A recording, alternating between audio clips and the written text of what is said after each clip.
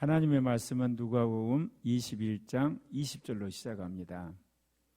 공관복음서에는 공통된 게 있는데 그게 갈릴리에서 사역을 시작하신 연후에 마지막 예수님이 일주일 동안 고난주간을 겪으시고 십자가에 죽고 부활한 이야기, 그렇게 되어 있습니다. 그런데 예수님의 고난주간 가운데 예루살렘에 있는 대제사장이나 장로들, 서기관들과 격렬한 신학 논쟁 가운데 꼭 종말에 대한 이야기를 하십니다. 마태복음에도 그 이야기가 나오고 마가복음에도 그게 나오고 누가복음에 그 이야기가 나옵니다. 그런데 이 종말에 관한 예언이 이중예언입니다. 그것은 예수님이 이 땅에 오셔서 복음을 전한 연후에 그것을 거부한 유대인과 그 유대인에 대한 하나님의 심판으로서 AD 70년 예루살렘과 예루살렘 성전이 파괴됩니다. 그 예언이 됩니다. 근데 마지막 때 세계 선교가 완성이 되고 나서 다시 예루살렘 성전이 회복이 되죠. 지금 예루살렘은 6.1 전쟁으로 회복이 됐어요. 좀 있으면 예루살렘 성전이 회복이 되거든요. 그런데 이 적그리스도 왕국이 세워지고 났을 때 이게 다시 회파됩니다. 그때도 이 종말의 징조에 대한 예언이 적용이 되는 거예요.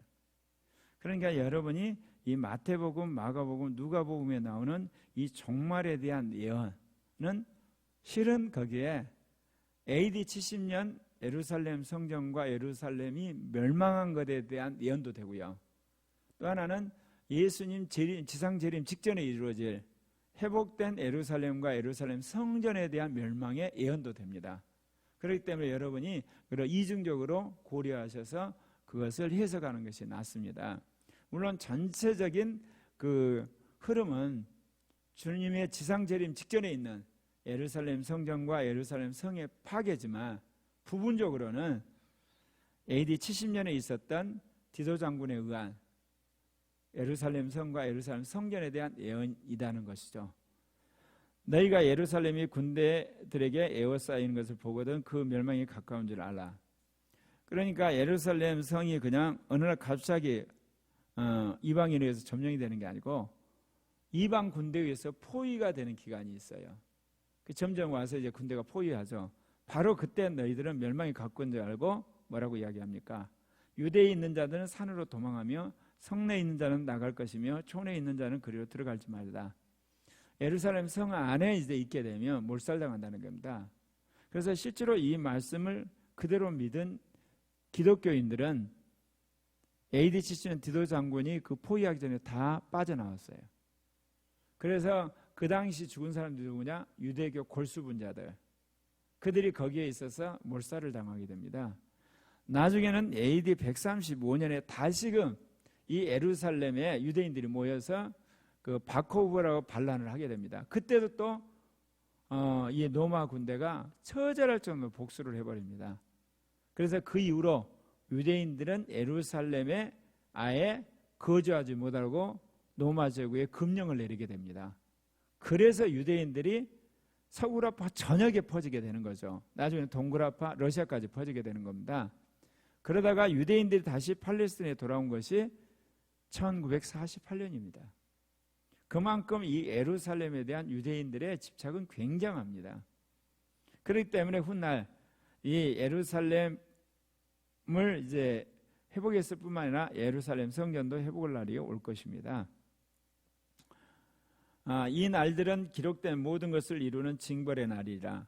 기록된 모든 것을 이루는 징벌의 날이란 걸 봤을 때 이거는 우주적 종말을 말한다는 게 차라리 맞죠.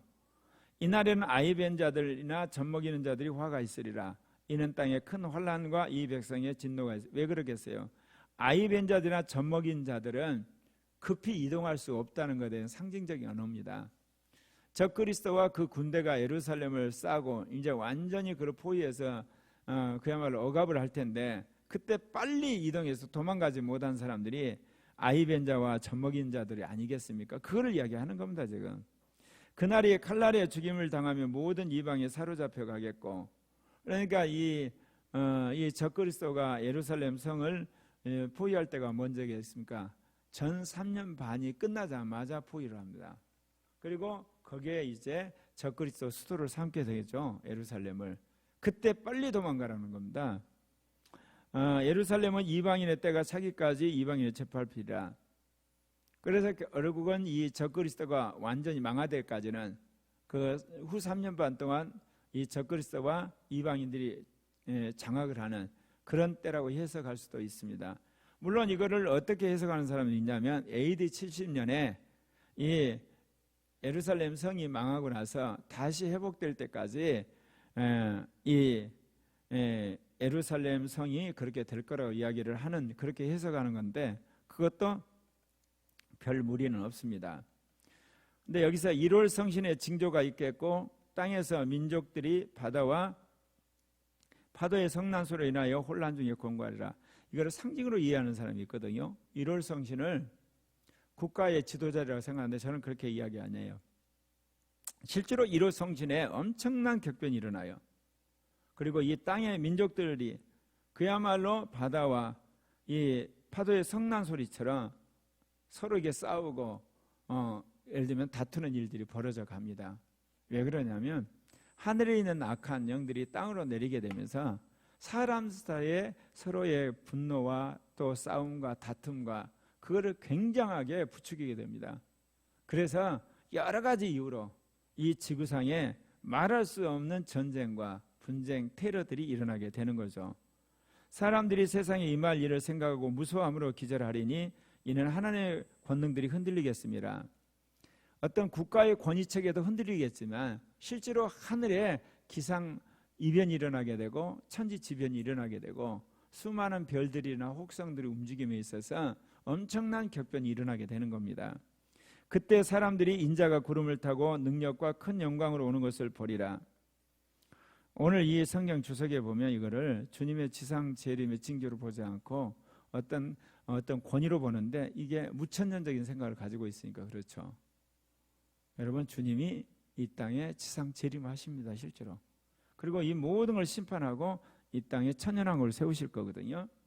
그런데 마지막 주님이 누가복음 21장 28절에 이런 일이 되기를 시작하거든 일어나 머리를 들라 너희 속량이 가까웠느니라. 구속이 가까웠다는 거죠.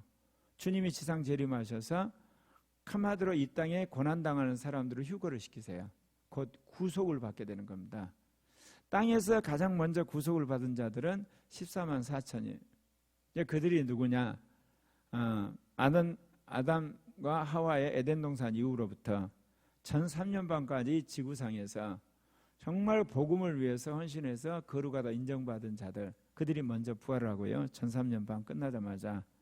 그리고 후 3년 끝나자마자 이 환란을 통과한 인내한 자들이 한마디로 부활을 하죠. 곧 속량을 받은 걸 말하는 겁니다. 그래서 주님은 이 종말을 이야기할 때 늘 당부하는 게 있습니다. 그것은 뭐냐면 이 유대에 있는 사람들은 한마디로 도시를 나와서 피하라고 그럽니다.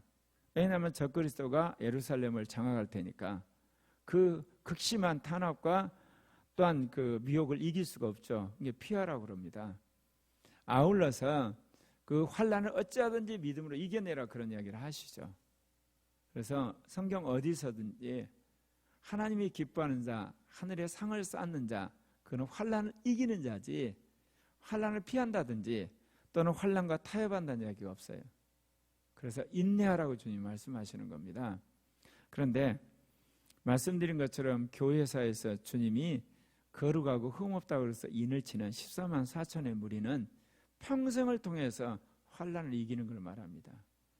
자기가 살아가는 데 있어서 정말 자기가 당하는 온갖 그 고난과 어려움, 그 다음에 술수와 또 모욕, 그 다음에 누명, 이거를 이겨내고 승리하는 것.